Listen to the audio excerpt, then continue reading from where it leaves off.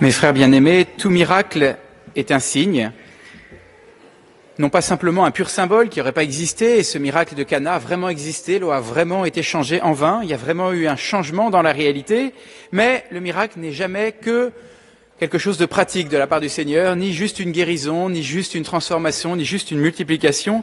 C'est d'abord fait pour nous enseigner. Voilà pourquoi les miracles sont de plusieurs ordres dans la vie de Jésus, parce que derrière le miracle, de manière cachée, Jésus veut nous révéler des choses que ses apôtres n'ont sans doute pas compris ce jour des noces de Cana, mais qu'ils ont pu comprendre après, et que toute l'Église, relisant ces miracles, arrive à déceler. Avec l'eau changée en vin, Jésus manifeste aujourd'hui à Cana ce que sera son heure quand il prendra le vin et dira « Ceci est la coupe de mon sang, le sang de l'alliance nouvelle et éternelle qui sera versé pour vous. » Pour l'instant, aujourd'hui à Cana, son heure n'est pas encore venue et le miracle qu'il fait n'est que le signe, l'explication de ce qui se réalisera pour le coup effectivement au moment de sa passion. Aujourd'hui, le vin est le symbole de la grâce de l'Esprit Saint qui est et qui sera donné par le Christ au moment de sa passion. Dans sa passion, oui, vraiment, l'Esprit Saint nous sera donné, mais pour comprendre ce que nous apporte la vie dans l'Esprit Saint, cette venue du Saint-Esprit donnée sur la croix par le Christ, quand il rend son Esprit au Père, il nous donne aussi son Esprit. Pour bien comprendre ça, il faut regarder ce qu'est ce vin qui nous est donné à Cana. Que nous dit ce signe de Cana, ce prodige merveilleux qu'on aimerait parfois dans nos réceptions voir se réaliser à nouveau? 3 traits de ce miracle nous enseignent. D'abord, le vin est tiré de l'eau. Vous voyez, le Christ n'a pas créé du vin. Il a changé de l'eau en vin. Comme dans la multiplication des pains, il ne part pas de rien, mais de quelque chose qui lui a apporté. Là, il ne multiplie pas, mais il se contente de changer la totalité de l'eau en vin, pour montrer qu'il peut tout faire, il peut changer quelque chose qui était plat en quelque chose qui est bon. Et ça nous révèle la manière d'agir de l'Esprit Saint quand nous le recevons en nous. Il veut nous transformer à partir de ce que nous sommes. La matière que Dieu va utiliser, que l'Esprit Saint va utiliser pour faire des saints, pour faire de nous des saints, c'est pas des êtres idéaux ou autres que nous-mêmes, c'est nous-mêmes avec toutes nos pauvretés, avec notre caractère, nos forces, mais aussi nos faiblesses et nos défauts. Voyez comme souvent, on se rêve différemment. On se dit, si j'étais moins colérique de nature, alors, oui, sans doute Dieu pourrait tirer quelque chose de moi, je pourrais peut-être être un saint. Et comme j'envie ces personnes qui sont calmes de nature, jamais à élever le ton avec ses enfants, avec son mari, avec sa femme, jamais, toujours calme, comme j'envie. Là, si Dieu m'avait donné ça, alors là, je pourrais. Si j'avais une nature un peu plus portée à l'intériorité, alors, oui, si j'étais plus attiré à la prière, je vois des personnes qui, plus spontanément que moi, sont attirées à prier. Si j'étais plus organisé, plus généreux, plus dynamique de nature, là, oui, Dieu pourrait faire quelque chose. Mais je n'ai pas cette nature-là, et Dieu ne peut pas. Ce miracle nous rappelle que Dieu nous aime tels que nous sommes, car il peut nous transformer à partir de ce que nous sommes en un grand saint. Saint François de Sales, le grand saint de la douceur, était de nature très colérique. Charles de Foucauld, le saint du dépouillement, était un jouisseur des plaisirs de la vie. Voyez, Dieu, quand il nous regarde, il voit un saint potentiel à partir de ce que nous sommes.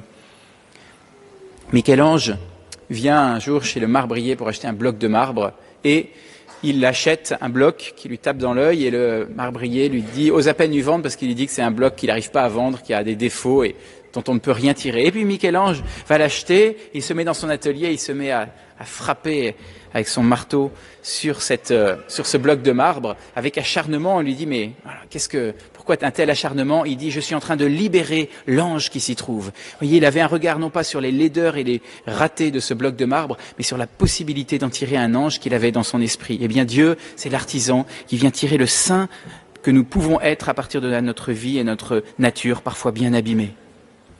Mes frères bien-aimés, quelle source immense d'espérance dans ce constat. Dieu peut faire de notre médiocrité une vie sainte, mais il y a une condition, lui offrir cette vie, lui apporter l'eau de notre vie, désirer cette vie sainte et se présenter dans la prière à lui pour qu'il nous transforme. Ensuite, le deuxième élément de ce miracle, c'est que le vin est abondant. Et quelle abondance! 6 jarres, à peu près 100 litres chacune, soit 600 litres de vin. Là encore, on en rêve pour nos réceptions ou pour augmenter un peu notre cave. Quelle largesse du Christ, comme il est généreux, tout comme il a été généreux au miracle de la multiplication des pains. Souvenez-vous, il multiplie les pains pour 5000 personnes, il reste 12 corbeilles. Oui, il n'est pas mauvais calculateur, il veut être large et généreux. Il ne compte pas et il nous apporte la grâce de l'Esprit Saint en abondance. Voilà ce que ça nous dit, cette abondance de Cana. La grâce donnée sur la croix par Jésus est abondante. Je suis venu pour qu'ils aient la vie et qu'ils l'aient en abondance, dira Jésus. Et, voyez, c'est quelque chose de merveilleux. Quand il est venu sur terre, après le péché, il n'est pas simplement venu pour restaurer à l'identique, mais pour donner quelque chose d'encore plus abondant. Là où le péché a abondé, nous dit saint Paul, la grâce a surabondé. Il y a une surabondance là où il y avait une destruction. Quelle merveille! Et Jésus va insister avec force auprès de sainte Faustine en lui disant « Mes grâces sont inépuisables ». Sainte Faustine écrira « Ô mon Jésus !» Votre bonté dépasse toute compréhension et personne n'épuisera votre miséricorde. La perdition est pour l'âme qui veut se perdre. Mais celui qui désire le salut trouve la mer inépuisable de la miséricorde du Seigneur. Mes frères bien-aimés, est-ce que nous mesurons la chance que nous avons de vivre dans la nouvelle alliance, de la loi nouvelle, de l'Esprit Saint, et non pas dans l'ancienne alliance, de cette loi ancienne qui avait certes sa beauté, mais qui ne donnait pas la vie, qui ne donnait pas l'Esprit Saint et qui laissait l'homme à ses propres forces. Nous avons la chance d'avoir la grâce de Dieu disponible en surabondance. Il suffit d'y puiser par la confession et la communion eucharistique, grand lieu où on vient puiser la grâce, et aussi par la prière de confiance. Voyez, quand vous vous regardez vous-même et vous désespérez parce que vous voyez votre pauvre nature, eh bien dites « Jésus, j'ai confiance en vous. J'ai confiance que votre grâce est toute puissante et bien plus large que mes pauvretés. Vous pouvez faire de moi un saint. » Est-ce que parfois nous ne doutons pas de ça? Nous limitons l'abondance des grâces et nous nous disons « Dieu ne peut pas continuer ainsi à m'aimer tellement je suis pauvre. » Eh bien, l'abondance du vin de Cana doit nous rappeler à cette abondance. Et enfin, le troisième élément, c'est que ce vin est délicieux. Encore un trait sympathique de ce bel évangile. Ce vin est délicieux et il est meilleur que le vin qui avait été servi au début. Et l'évangéliste, voyez, va souligner ce point-là. Il souligne que normalement on sert le bon vin au début et là c'est le bon vin qui arrive à la fin. Jésus finit par le meilleur et ce qu'il est venu apporter par sa passion, c'est la plénitude de la vie. La vie qui nous est apportée par l'Esprit, la vie dans l'Esprit, la vie guidée au souffle de l'Esprit. En un mot, la vie de sainteté que nous contemplons dans les saints. Voilà la vraie vie, voilà la vie qui a du goût, voilà la vie qui vaut le coup. Goûtez et voyez comme est bon le Seigneur, nous dit le psaume. Regardez les apôtres au moment de la Pentecôte. Ils sortent et ils sont tellement joyeux de l'intérieur, heureux, qu'on pense qu'ils sont ivres. Et Saint Pierre dira, non, nous ne sommes pas ivres.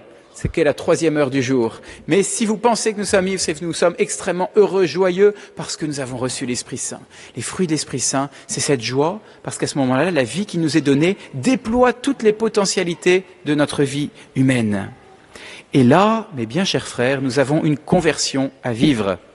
Parce que nous avons souvent peur de nous engager sur le chemin de la sainteté, car nous pensons qu'une vie pleinement sainte, pleinement guidée par l'Esprit Saint, totalement brûlée, consumée par l'amour de Dieu, serait une vie un petit peu ennuyeuse, sans plaisir, sans réjouissance. Pensez, si jamais le Seigneur, jamais dit oui au Seigneur, qu'est-ce qu'il va me demander?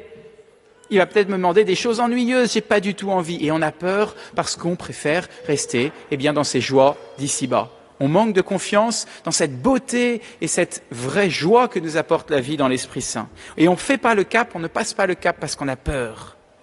Voyez, ce mensonge vient du démon. Évidemment, il va nous faire croire qu'une vie totalement donnée à Dieu est une vie ennuyeuse. Alors il y a une antidote. Cet antidote, c'est ce que nous propose l'Église à travers le témoignage de tous les saints canonisés. Tous, ils nous disent, chacun à leur manière, que la vie toute donnée à Dieu est une vie merveilleuse, qui a du goût, qui a de la saveur. Regardez un Charles de Foucauld, son visage, son regard, avant, après. Voyez la différence. Regardez une Mère Teresa, consumée par l'amour de Dieu, qui ne possède aucune joie humaine, elle ne fait que s'occuper de personnes qui sont malades, qui sont déformées. Et pourtant, quelle joie et quel bonheur dans son regard. Regardez le témoignage d'une Sainte Faustine, qui pourtant n'a pas une vie humainement rigolote dans son couvent, avec des religieuses qui étaient assez exécrables avec elle, et qui pourtant était brûlée d'amour et de joie parce qu'elle était en entretien avec le Seigneur. Regardez un Saint Philippe Néri obligé d'ouvrir ses habits tellement il brûlait de l'amour de Dieu. Tous ces saints qui nous disent, la vraie vie, c'est la vie donnée à Dieu, la vie dans l'Esprit Saint, la vie où on a basculé dans l'Esprit. Alors mes frères bien-aimés, je crois que nous ne devons pas avoir peur de nous lancer sur le chemin de la sainteté. Nous devons passer le cap. C'est le chemin d'une vie pleine de sens, d'une vie qui a du goût. Et je parle spécialement aux adolescents, vous voyez, le monde vous propose des mirages de vie, d'une vie qui n'est pas une vraie vie. La possession des biens matériels, tout ça, ce n'est pas la vraie vie. C'est pas ce qui compte, ce qui rend heureux. Et le miracle de Cana nous rappelle que le vrai vin, le bon vin, c'est celui qui vient après le passage du Christ. Et c'est pas l'eau plate qui était avant. Abandonnez les mirages d'une vie facile, mais plate comme de l'eau, et découvrez la vérité d'une vie exigeante, mais pleine de goût. Mes frères bien-aimés, pour accueillir toutes ces grâces que le Seigneur veut nous donner, l'épisode de Cana nous révèle un moyen, c'est la délicate présence de la Vierge Marie, comme je le disais aux enfants tout à l'heure. Voyez la bonté du Seigneur qui nous donne la grâce de l'Esprit Saint pour nous transformer et en même temps le moyen d'accueillir cette grâce, Marie. Faites tout ce qu'il vous dira, sont ces dernières paroles dans l'Évangile. Alors sachons écouter cette parole et la mettre en pratique. Amen. Au nom du Père et du Fils et du Saint-Esprit. Amen.